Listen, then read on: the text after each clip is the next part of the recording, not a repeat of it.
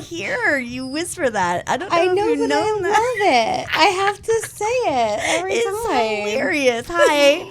Welcome back to Plus This. I'm Kathy Geach. And I'm Nikki Bailey.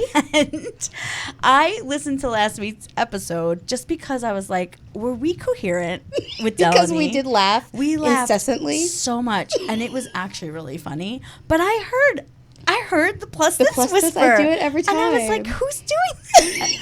I will stop myself. I just echo. Because I was a But fan. it was I told you I was a fan of the show know, before I it's started so nice. on the show, and so I always have to sing the ah, and then I have to do the Plus This. Like, I just have to do it. I love it. You are really the cutest in the land. Also, guys, once again, we have not talked about what we're wearing, but we're twinning. Again. And we didn't 2 weeks in a row. This is getting to be something else. And I started to call you because I was like, I don't have anything to wear. And then I knew you would say, yes, you do. Find something. And so Which is exactly what I say.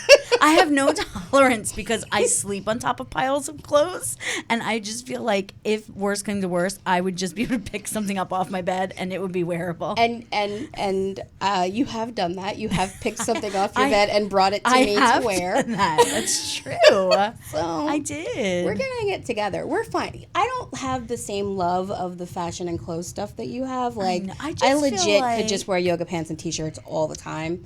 As long as I can have glitter eyeliner on. But I feel like I don't know. I think I definitely went through a phase of that as well.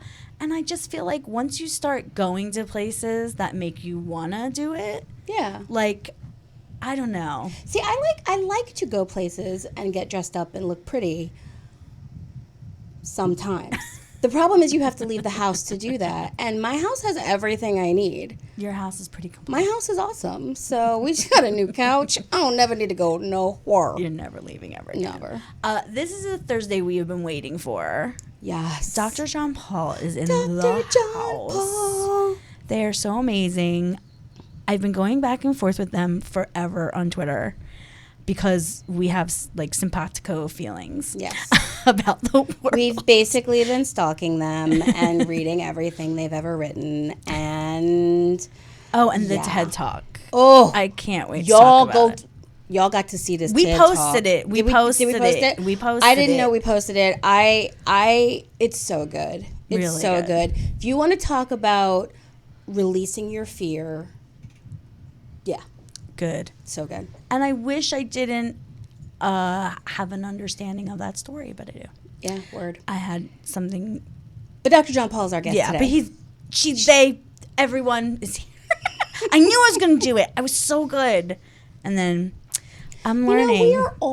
I'm practicing allyship. We're all learning how to be the best allies, and we're all learning how to learn about pronouns and change them and understand that, it's sort of, we've been in this sort of fixed language thing about gender for centuries. So now it's new for us to be learning about that and changing it. And it'll take us some time to get it. Yeah, I'm being very conscious. I'm sorry if I take a little longer to say things. Anyway, fine. We came back from Vegas and We survived. went to Vegas. We went to Vegas. Abby Deal, a.k.a. Curvy Chic Chick. Had a pool party. Had a crazy Curvy Confidence pool party. Mm-hmm. It was a huge success. She's doing another one in September. I don't know if they wanted to be entertained by us fat ladies, but we did. We showed up and we showed out like we do. There was some wild moments. We're going to come later in the show, and there was a definite incident that happened. We brought the party and the controversy. Yes. We're good at both. And if you are listening on the podcast, you're going to have to go to our Instagram account and watch the video that I put together of all the evidence of said incident. It's video. Because it's video with a musical background. You did put music to it. I love that. I just did some stupid app on my phone, and I was like, I just want the actual, and that wasn't an option. They were like, you need music. This is busted without music. And I'm like, okay, fine. And the whole controversy of what actually happened in that pool, we will decide it today. We will show you the evidence. Just so you know. Mm-hmm. I can't wait till the next one. I have a feeling there's a road trip in our future. Another road trip in our future. Another road trip. We had a good time. We bought all the ice cream that they have in Vegas. Oh my Thank you. God, and ate it. I checked in with everyone to make sure they liked theirs because some people said they wanted one thing, and I kind of went a little crazy. She bought all the ice cream that they had at the store. Did you have any of the sweet potato pie? I did. The sweet potato pie was delish. Oh my gosh, amazing. Yes. Yes, thank you, We had a good time. We really did. We really did. Also, the Tonys happened on Sunday. I got back to watch them. I did not watch the Tonys this year, which is strange. I ordinarily would be all about that Tony life. What time did you even get in? We got home about 8 o'clock, Yeah. so they were already well underway. And I haven't even gone back to watch all the performances. I usually do that. They were good. Yeah. They were actually, for the most part, good. I did see Billy Porter Doing on a commercial break singing Gypsy like he was getting paid. the karaoke. Look, you can't tell Billy Porter nothing, okay? Nothing. And I am here for all of it. So sweet on Stephen Colbert, too. The two of them were so cute. I didn't see it. He was teaching Stephen Colbert how to prance. It was amazing. Oh, that I'm going to see. That was just like last night. Gosh. Yeah, I kind of stalked Billy He's a also little bit. in Esquire this month. Billy I'm Porter. also in a video with him. I don't know if you know that. Oh, yeah. You're in an amazing video. I'm in a video of a song he did. He did a cover of Desiree's You Gotta Be. Yeah, with my friend Matt Zarley. And it's so good. You And have I'm to see totally it. in it. She's in the video. Lip syncing for my life.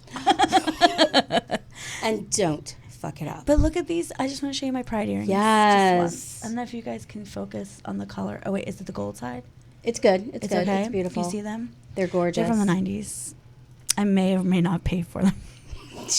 I might have had sticky fingers. She may have been in the going 90s. through her shoplifting phase in the I might 90s. have had my 14-year-old shoplifting phase at the McKay Didn't we Mall. all go through I might a have. shoplifting I phase? might have stolen them. I owe And I Claire's still so much have money. them. I mean, there was this one store. It wasn't even Claire's. It was like a higher end. Ooh, girl. And that's what these are heavy, girl. These are not playing around. But the Tonys, I want to get back to them. So one of my favorite people, Mary Testa, 3-time Tony nominee.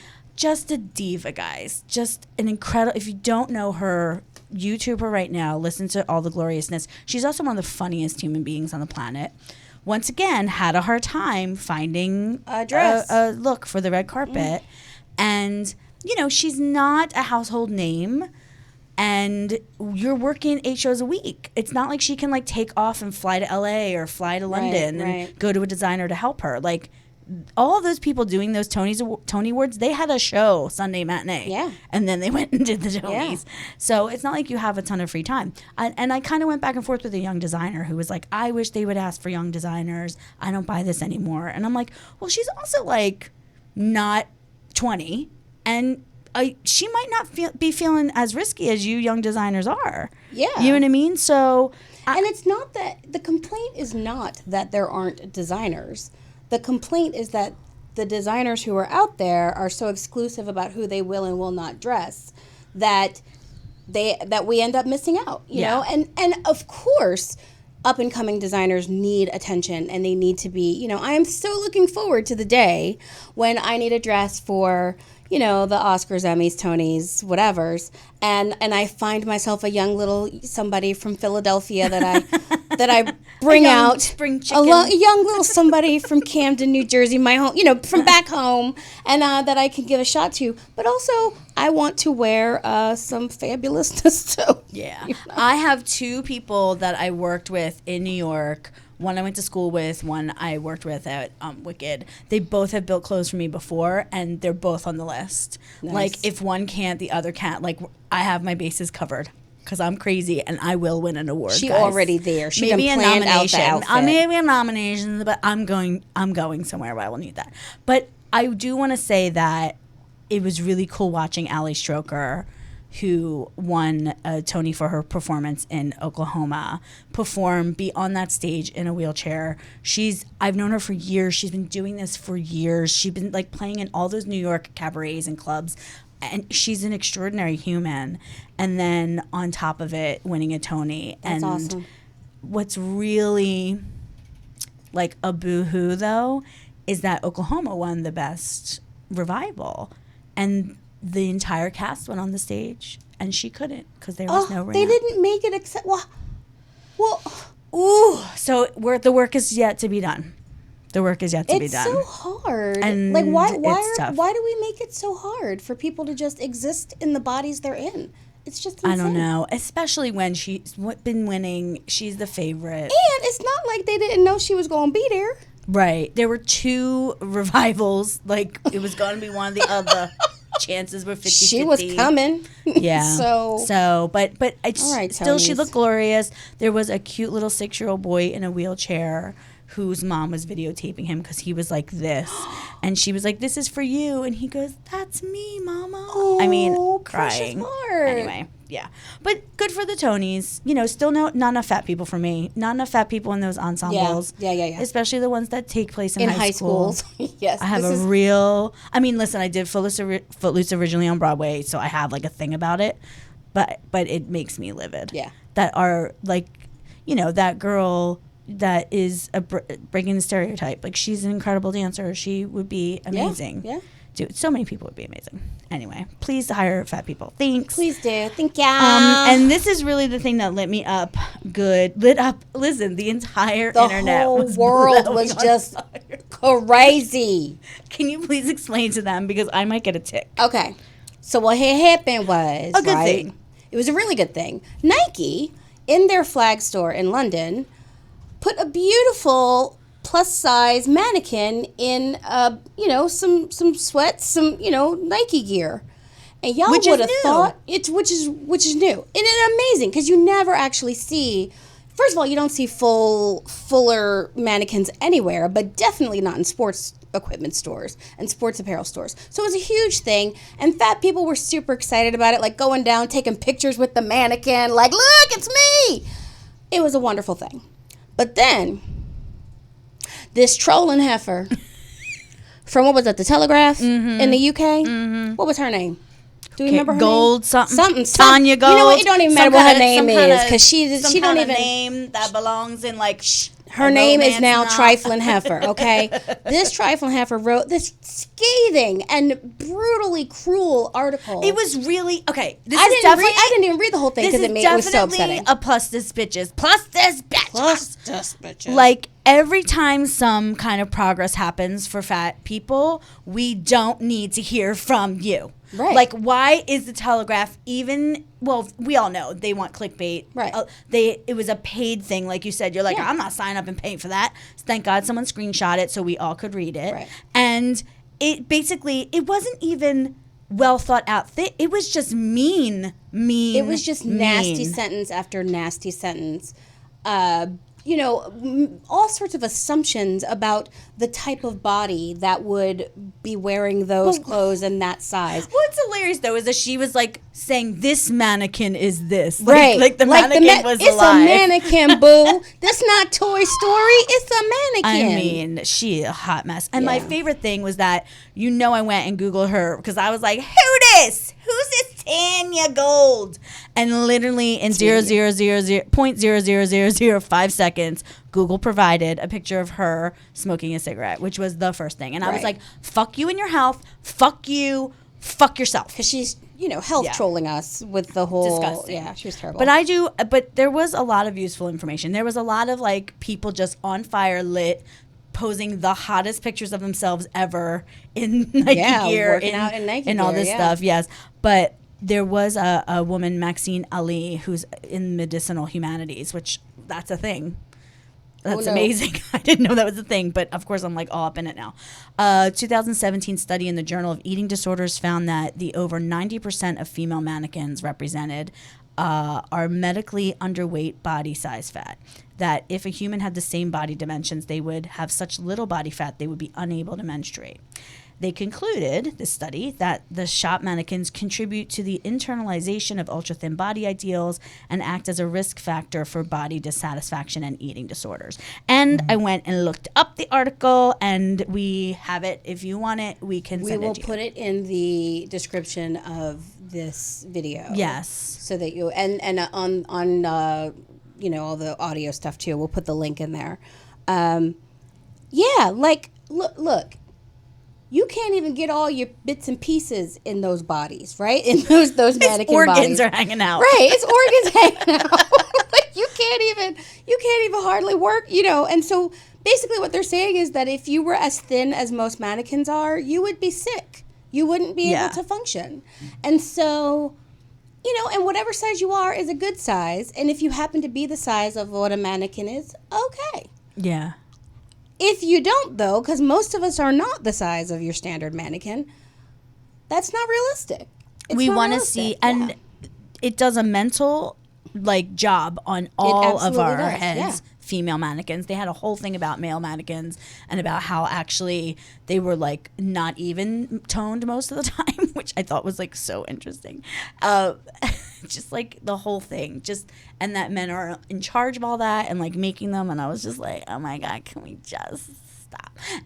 But I will say, it done made her pull her face I'm back. just pulling my face, guys.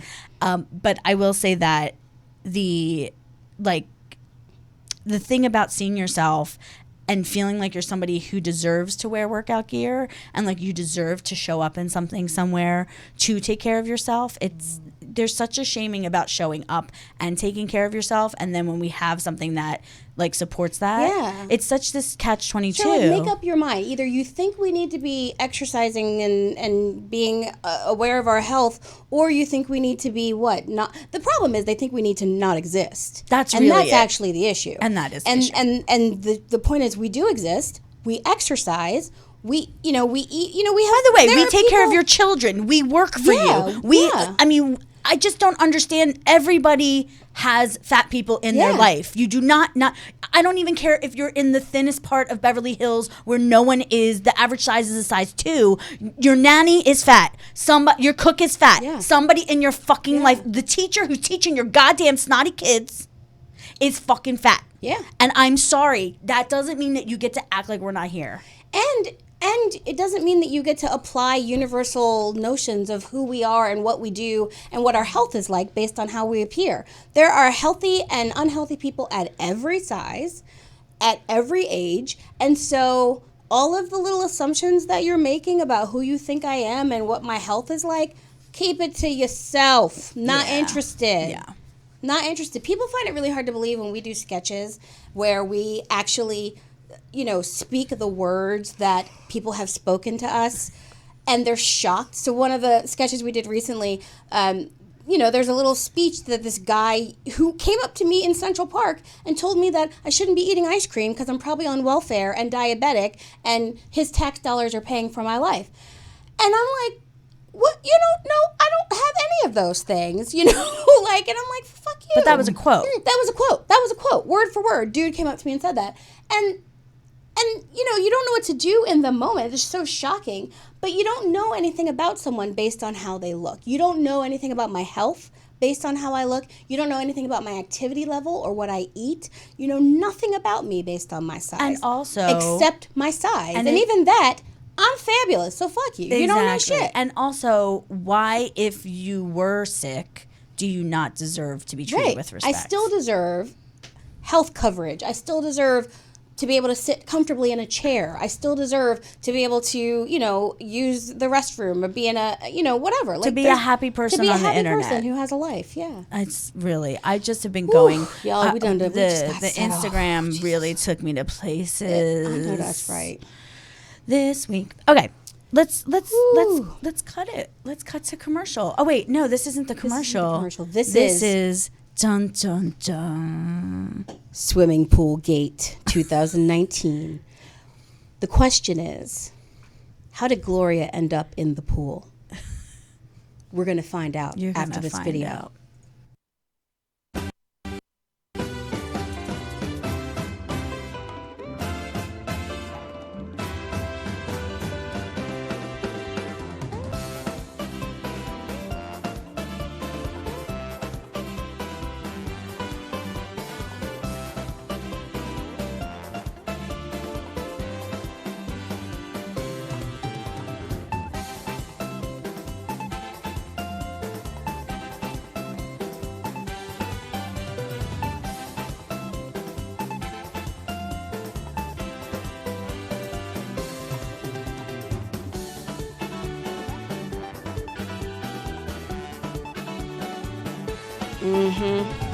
Not nice.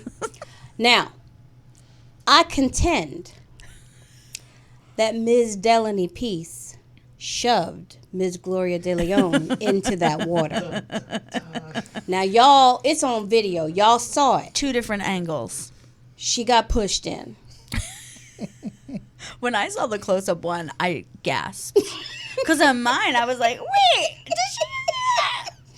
This was like a big controversy on our trip because Delaney was like, I didn't push her. She literally wasn't me. Wasn't me. Wasn't me. I saw you push her in the pool. It wasn't me. She really did that. She really did that. We had a great time. We did. It was a good time. Delaney's going to be so mad at us for doing that. But I'm totally posting it on our page so you guys can see the little video. Britta says it was lovely having us in Vegas on Saturday. Thank you, Britta. We had a great time. Thanks for watching. Having us. Yes. Keep up with us, girl.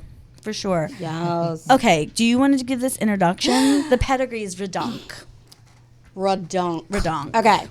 Our guest today is none other than the Doctorjonpaul, named one of the top 40 LGBTQ plus under 40 in Business Equality magazine, and he's been writing for Out magazine, for Essence, for Them, The Root, Pedigree. Okay, look, Doctorjonpaul is the real deal. And they are here right now. Welcome, Dr. John. Hi, everybody. Yes. We're so happy Thank you're you here for putting with up with our us. ranting No, in silence. I genuinely wanted to chime in when you were talking about the part of the man coming up to you in Central Park. I would have been like, "Ma'am, this is a Wendy's. Why are we doing this? What are we doing right now? Like, this isn't even what? Like, I literally would have been like, sir, like, yeah. So you're better than me. You're better than what I'll ever be. I was so shocked, and my ice cream was so delicious Yeah. that I just finished my cone and moved on. But I wanted to throw something at him. Yeah. So, Dr. John. Hi. Hello. How are y'all? So, we're so good. happy you're here. Thank you. We mentioned earlier your TED Talk on unlearning fear.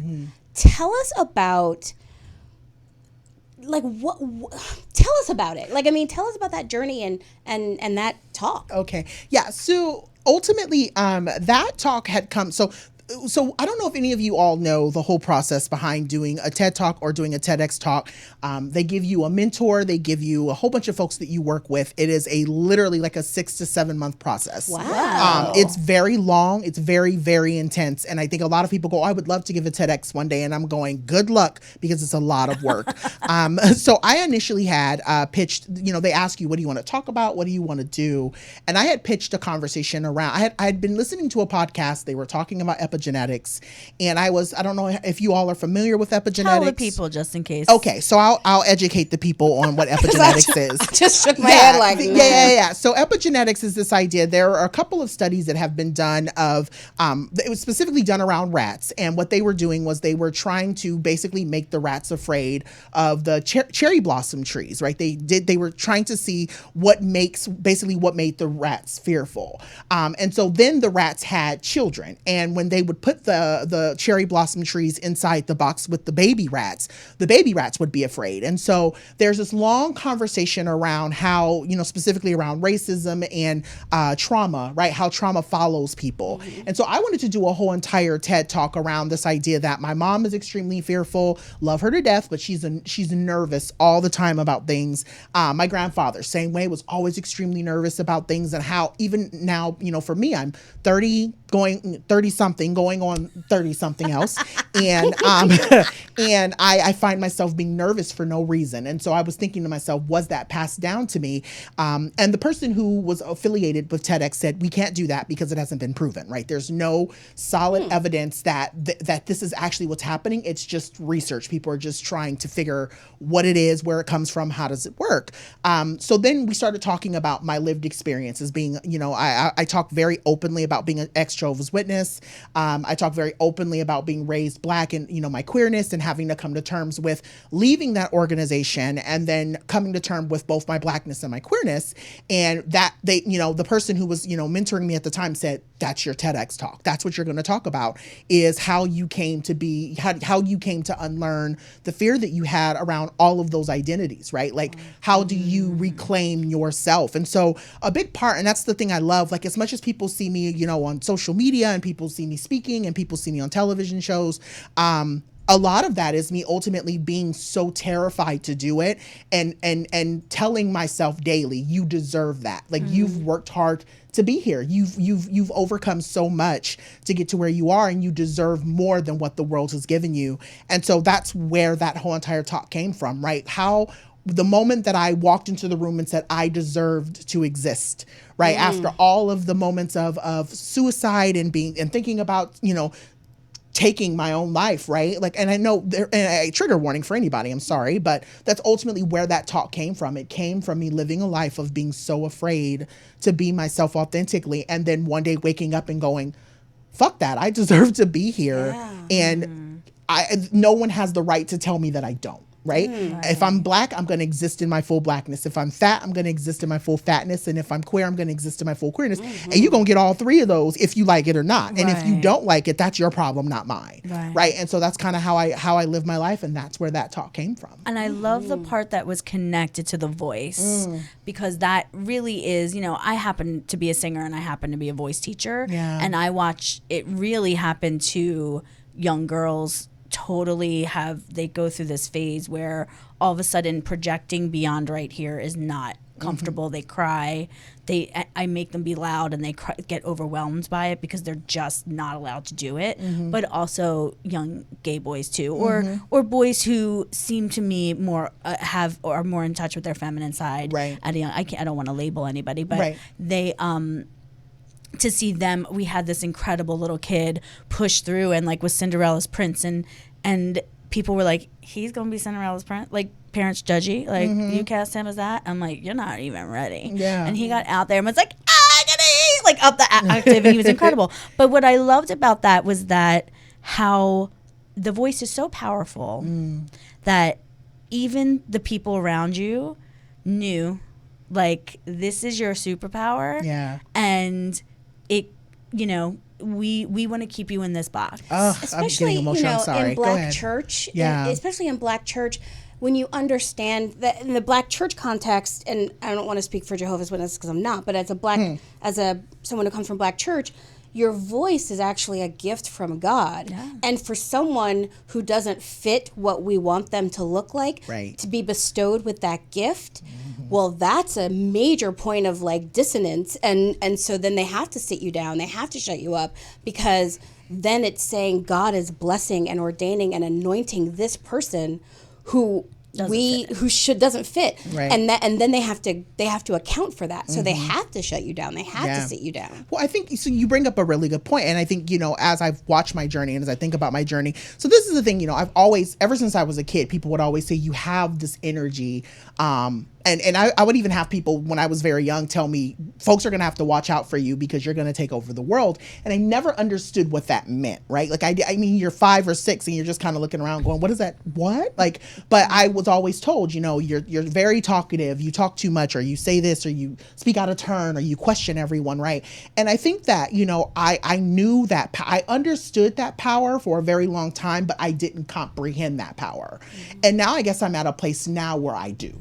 Yeah. And I think about that a lot, right? Like, I think about the moments and the people who are living lives where they're constantly shut down and they're constantly saying, why doesn't the world listen to me? And ultimately, it's this idea that, who owns the power over you, and who gets to tell you to shut up, and who gets to tell you to speak up. And I'm very fortunate that I will say I'm very blessed to have a team of people around me who go, Dr. Higgins, don't say that, and I'm like, okay, I won't. Or if you are going to say that, we have to figure out how we're going to say it in in a way to where people will receive it. I've learned that too, right? Like messaging is everything, no matter how you say it. But I think a lot about that. There are people out there who are being silenced by their families and being silenced by their church people, or they're being silenced by their partners, or they're being silenced by, friends that they know of, and don't even recognize that it's happening. And I think when you can get to a place where you say, I deserve to use my full voice, because that's really what my TEDx was about. It was this idea that I came from a life of kind of speaking, like, I don't say it to be funny because obviously they were abused, but I was very Michael Jackson, is about the way I spoke. I was very timid, didn't really say too much to people, but I would still talk, but I never used my full voice. Yeah. And now I tell people all the time, now I walk into a room and look at people and say what I need to say. And if it offends you, sorry. But ultimately it becomes this conversation of I walk in a room and throw glitter and tell people, clean that shit up. Like, that's literally that's me now. Right. I literally have no time to be afraid. And I think a lot about, I know I'm taking up a lot of space, but I think a lot about Audre Lorde. I think a lot about James Baldwin. And I think about a lot of other folks who have said, we live in a world where people will take your voice, they will basically eat you alive and then say, oh, you brought that on yourself. And I tell people all the time, if I'm going to walk around being afraid to say what I need to say or do what I need to do, then damn it, I might as well speak up and say what I need to say, because ultimately you're going to kill me anyway. Yeah, right. I want to talk about this. Yeah. The intersectionality of all the things that you are. I will say this too. When I realized that I'm fat and no amount of being a good person or doing everything for everybody or being a people pleaser is going to make people not feel certain things about me, want to hate me, want to kill me. Once I realized that, I absolutely I found that slot. I was like, I don't really care. I mean, I do, like, I'm trying to be kind, but also, like, that has a limit. And you're absolutely right. Like, just like that self-possession. So talk about, for a minute, this place where all of these things align, because it is really specific. Yeah. And I'm sure it's problematic in this world of ours. Yes. I think so. For me, I think the biggest struggle has been, I will always say this and I will always frame this, that I've learned a lot from having a single parent Black mother. And I think having a Black woman in my life who I, to this day, will say I am everything I am because of her. I think that's where I figured out and I understood. See, I never had the actual knowledge or the understanding of what intersectionality was, but watching my mother grow up and watching the things that she went through, now being how old I am, I'll text her, I'll call her and go, I know exactly what you're talking about or what you went through. And I think that's what has helped frame my life in a lot of ways. I think being Black, people are, and I say this in all my work too, people see me as a threat because I'm Black. People see me as a threat because I am LGBTQ. People see me as a threat because I'm fat. And so, because I'm all three things that the world is actively trying to get rid of, no matter what I do or no matter how I say it, everyone's going to take it some kind of way. Even if I say it nicely. I can come into the room and go, oh my gosh, I love your shoes. And if someone's having a day where they already feel a way, what do you mean by that, right? Because you see me as a threat. And so was that shade? Like, I get that, like, was that shade? And I'm going, no, I was just giving you a compliment, but whatever, right? So I think about that a lot. And I think when I talk about those intersections, I think about a big part of my life now is understanding the power in all three of those dynamics. I think for a long time I lived in a world, I'll say I'll own that. I lived in a world where I saw all three of those things as negative. I saw them as negative. And then I had moments where I would see people kind of act a certain way around me. And then I had to think to myself, do you know how powerful you are that someone noticed you before you even noticed them? Right? Like, how powerful that is to have that energy to where you can make someone feel uncomfortable about themselves because you're so comfortable with who you are. That is so powerful. And so now I harness that. I harness that energy. When I walk into a room and see a man tense up because he doesn't understand how to read me, I look at him and go, that's your work, girl. I've already done mine. Right? Like, it becomes this thing. So I'm on this wave of, like, I understand I have to work and I have to eat and I have to make a living, but I also understand the idea of what it means to live. And that's the phase of my life that I'm in, where I spent so many years just trying to survive. Right. And I just go, in my intersections, like, I was surviving in all three of those intersections. And now I just go, no, I'm going to thrive and live in all three of those. And what you get is what you get. And if it doesn't serve you, then don't eat. Absolutely. I love it. Yeah. And I think one of the things that's so interesting about when you are a person who lives in multiple intersections, I got 4 of them myself. Yeah. But when you live in those spaces, there's almost this concept that people have that like you have to be like when you're with the black folks, you have to be black. And when you're with the girls, you have to be a girl. When you're with the queer people, you have to be queer. And the thing is, I'm not these things separately. I am all these things at once. They are inextricably linked for me. And so I can't turn one off to participate in this and turn one off to participate in that. And to do that, to show up in each space 100% is who you are. To go into a queer space and say, I'm the black bitch. Or to go, or to go into a black space and say, I'm the queer bitch. That's huge. Like, and I think Audre Lorde actually said something about like being who you are is an act of revolution in and of itself. So I love that. Now you touched a little bit on this, I feel, with that, and which I appreciate you, Nikki, so much for that. You wore a T-shirt that said "Too Proud to Code Switch." Yeah. I know that Nikki has talked about code switching before with us in Fatch when we have writing meetings. I want you guys to talk about that a little bit. Like, first of all, let's pretend I'm a stupid white person that might not understand what that is. So break it down. I know what it is, Right. but pretend I'm a good actor. Yeah. code switching. So people who grow up in culture, but also in another culture at the same time. So if I'm American, but I'm also black, right? So I grew up in American culture, but I also grew up in a black family. And I need to be able to, there's a thing that you learn to cope and to survive, which is I can turn on my Becky voice for job interviews and I can sound like this and you don't know that I'm black. And then when I'm with my family, I'm like, oh girl, whatever. And so there's this idea that as a black person, I have to be able to sound white and present white to be acceptable. And then in my community, I have to also be able to speak what we speak in our community. The issue with that is that we shouldn't have to switch and we shouldn't have to turn off my blackness in white spaces and I shouldn't have to turn off my whiteness in black spaces. Right. Yeah. No, I agree. And I wear that shirt intentionally because I know, so I travel a lot and I am that girl that's always in an airport. And I've intentionally started wearing those shirts just to see, sometimes I don't feel like engaging in the conversations and I won't, but most of the time I love seeing the quick blips where you'll see someone see something I have on a shirt and then they'll look and then they're like, oh, then it'll click, you'll see it in their face where they're like, okay, now I get it. And I like that shirt in particularly, I love that shirt because I see other black people who will read it. You'll see them read it and then you'll see them process it and then you get that quick head nod of like, I feel you. And I think about that a lot, that shirt too tired to code switch. It's more about the tired than the code switch. It's that's this idea of how you have to be, like how exhausting it is to always be on and having to think 200% about the circumference of where you are and how you do what you do when you are there. You guys are constantly playing chess. Yeah. Really. You're constantly playing chess in a world that like might be doing checkers. Yeah. Actually might just be doing tic-tac-toe. You know what I'm saying? Yeah. So even just driving here, not to cut you off, but like even driving here, I always tell my husband when I walk into a room, I will know where every single exit is because that's just the way my mind works, right?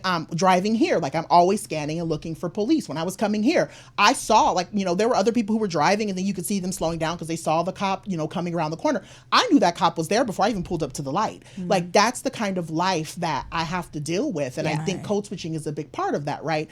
When are you going to be on? How are you going to be on? And on what days are you going to be on? And some days I just don't have it. Yeah. Right. Yeah, and you shouldn't have to have it. You shouldn't have to, I shouldn't have to turn Becky on to get a job. And I shouldn't have to. Honestly. Yeah. And it's one of those things that's worked out in my life to, I've had the privilege of coming from like a middle class, well-educated, family where it's kind of worked out for me that I sound like a white girl on the phone, and then I've also had times when it doesn't work out for me, where I legit went to a job interview at a black company, and they thought I was white. They thought I was going to be their diversity hire, and I show up in my blackness, and they're like, wait. But the idea is, like, it's exhausting to have to constantly be vigilant about where you are and who you're with and how you sound and what you're listening to and the language. It's just exhausting. And I remember growing up, for me, like, I went to black church and I lived in a white neighborhood. And so I grew up like not sure I was allowed to have my white music in front of my black friends and not wanting my white friends to be too comfortable with my black music. Like, you cannot, just because the songs say the N-word don't mean you can say it too. Yeah. And so, like, but it's a lot of like hyper-vigilance about at all times about, and when you live in all those different communities, it's a lot to juggle. But it's also queerness too, and I think that that's the other part of code switching that people miss out. I think when people talk about code switching, it oftentimes will stop at the racial conversation. And I even think for myself, when I say I'm too tired to code switch, it's that idea too that I'm going to probably be super effeminate today because I just don't feel like playing that down. Right. I don't. Like, I'm not going to change the bass of my voice. I'm not going to not, walk with a little bit of a twist in my hip. Like, I'm not. Yeah. And I think about that a lot. I think about, for me, when I say I'm too tired to code switch, it's really this idea that for me, just being me is a full-time job and still having to navigate the world in the way that the world works because it doesn't want me here. And so there are some days where I'm just like, y'all just gonna have to take me out because I ain't got it. And if you want to fight, we can. Like, I am. That is ready, all the way real. Literally ready. Real. And that has been me for the last couple of months. It's just been like, if keep that same energy. That has literally been my whole thing. Please keep the same energy that you talk about online, that you talk about to your family, that you talk about everywhere, because I have it. I have the time if you want some of it, because I genuinely just don't. I don't have it anymore. Now, is that liberating? Do you feel like, I'm just going to be myself, damn it? It's still scary. I will say that it is extremely liberating, and it is fun at times to sometimes rub a little bit, but I will be honest. I mean, considering that, I do identify as non-binary, and I have trans friends who have been assaulted, or, a friend of mine, it's really sad. A friend of mine just texted, a group of mine and had said someone broke in their house and ripped up their pride flag. They knew that was an attack on them. And so I think about that a lot, right? Like, as much as it is liberating for me some mornings to wake up and walk out of my door and say, I'm going to be my full authentic self. Shit is scary, and I'm fortunate that I present in a way of like, yes, I'm effeminate, but I'm also big. And so it's kind of like, I can tell people don't really mess with me because of my size and because of my color and because of a lot of other things. But ultimately, there have been moments where I've walked to my car with my keys in my hand. There have been moments where I had my mace ready in my bag, that if anybody wants to run up on me, they'll get maced. Like, there have been moments where I've had to walk through groups of men, and I was thinking to myself, if they throw a punch, am I going to be so aware enough to duck or to so I'm constantly having to think about that stuff a lot. As much as it's liberating, there's still that moment of me thinking about the fear, the vulnerability that I carry as well too. Yeah. Thank you guys for sharing all that. I really appreciate it. We're going to take like a super ultra quick break with our sponsor who's back, Scrubs. And there's a code on there, guys, if you want to get some free stuff. We'll be back with Plus This.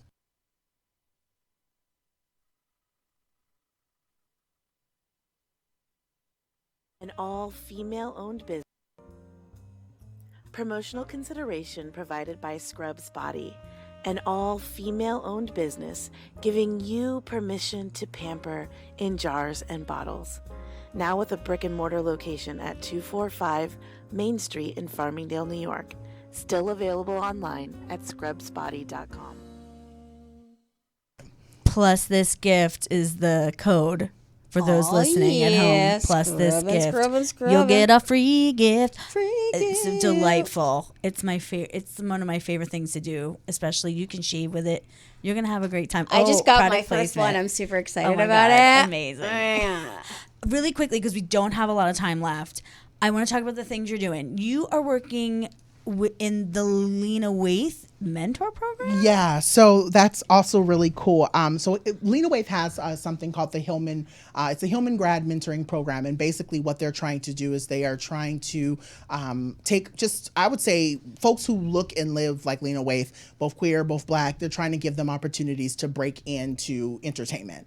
So they're helping us, and the months to come, helping us learn how to write scripts, learning us how to find managers, how to understand the whole WGA thing that's happening right now. There's a lot happening around So that. much happening. And someone like me who comes from education, I don't understand fully what that means. And so our very first meeting, that was the conversation that they had. For those of you who've never heard or understand WGA, this is what you need to understand and need to know as you're getting ready to make the move into this. So it's been amazing. I always tell people, for me, it's very, very mind-boggling to see Lena Waithe name in my email. Like, I wake up and to see a direct email from her or to see a direct email from her assistants. That's incredible. It blows my mind to know that that's, my work has gotten to that place. So it's really cool. That's amazing. Fantastic. It's really exciting. I'm so glad you're a part of that. Yeah, because me too. can't you see him in a writer's room? Oh, totally. Like in a second. Like Yes. in a like a I second. legitimately was like, I cannot wait to see the stories that you put on the screen. I can't wait. But you also have a story in a book, because you're like, why one medium? Why not all the mediums? all the mediums. So coming up in September, the new book, The Other F Word, A Celebration of the Fat and Fierce, is coming out, and you have an article in the book. Yeah, I do. I have a chapter there, and I'm. It was the article chapter. I guess they're kind of the same in this book, but I honestly, genuinely wrote that, and I literally probably cried the entire time I was writing it. And I'm trying not to get emotional thinking about it now. The prompt was, what would you say to your 15, 16-year-old self? And I think about that a lot. I remember being so poor. We were broke growing up when I was in high school, and I was chubby. What part of the country are you from? So I'm from California. I'm from SoCal. My family is spread out between LA County and San Bernardino County, but I grew up in Highland. Okay. And so, my mom working 2 jobs, trying to take care of me, my brother, my mom's a single parent, and ultimately being too fat to shop anywhere. I was 290 pounds in 11th grade. And at this time, Target wasn't as fat friendly. And that's really all we could afford. Like, we couldn't afford to go anywhere else. So I remember wearing a lot of either my dad's clothes or wearing, clothing that I could find from other places and just wearing it, repeatedly. And being so like broken about it, right? Like going to school every day and knowing that people are talking about you because you can't fit into the desk, knowing that people are talking about you because you're wearing the same clothing that you wore. It's Friday and you wore the same thing on Monday, right? Like, kids talk. And I basically wrote a letter to, and that whole story is a letter to myself of saying, like, keep going, knowing that one day you're going to be the person that inspires someone who's going through the same story. I think model is next for you. Yeah. I think God. someone Oh needs. my God, yes. I mean, look at this gorgeous Punim. I know. Who wouldn't want Gorgeous. that in their Gorgeous. clothes? Ooh, child. We're gonna put out So- feelers. Yes. So this book is targeting, it's a young adult target, right? It is. It has which a YA, Yeah, which is a new idea in fat activism. There aren't any books that I know of that target young adult audiences. So this is super exciting. It's Yeah, fantastic, it's and they big. need it. Yeah. Because they're all trying to Kardashian it out. They're all like tuning themselves within an inch of their lives. And I don't know, we talk about it a lot here about being that young girl being put into women's clothes, and like all of a sudden you're like 11, 12, like like being more mature, looking more mature than anyone should ever be treating you because you have like a little lady suit on. Yeah, because when we were growing up, there was not a young person's plus size department. Right. So you really only had adult women clothes. And how to wear. dangerous that is. Yeah. It is so dangerous. And then like no wonder predators And then you end felt up comfortable. being sexualized early. Right. And, Yeah, Right. all that stuff. So Yeah. I think that's a really great gift. Yeah. I can't believe we have to end. We didn't even get to the post and the hot topic. We'll save that for the after show. You can stay with us a few minutes. Oh, yeah. Yeah, So, you got it. guys, once again, if you join us as a patron on Patreon, Patreon. if you join us, you will get all of our delicious bonus videos that we do after every show. yeah. There have been some good ones too. We get into it. This one's going to be getting into it. We're going to talk about a post that caused some controversy, which I literally was like, who's getting their panties in a twist over this post? But we're going to talk about that on the after show. Everything at Plus This Show. Tell our peoples where they can find you. So you can find me everywhere. I'm on social media as Dr. John Paul. I have to tell people to spell it out. DoctorJonpaul. And if you say that you saw me on the show or that you read one of my articles and you like me, then I usually will follow you back. So, yeah.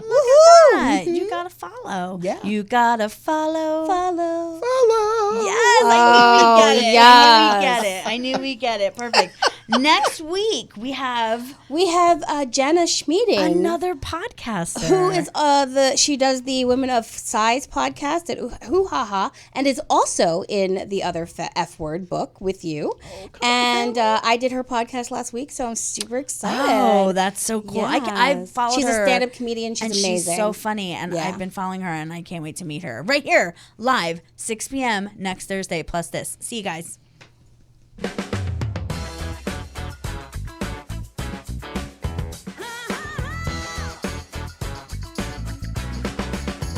Plus this.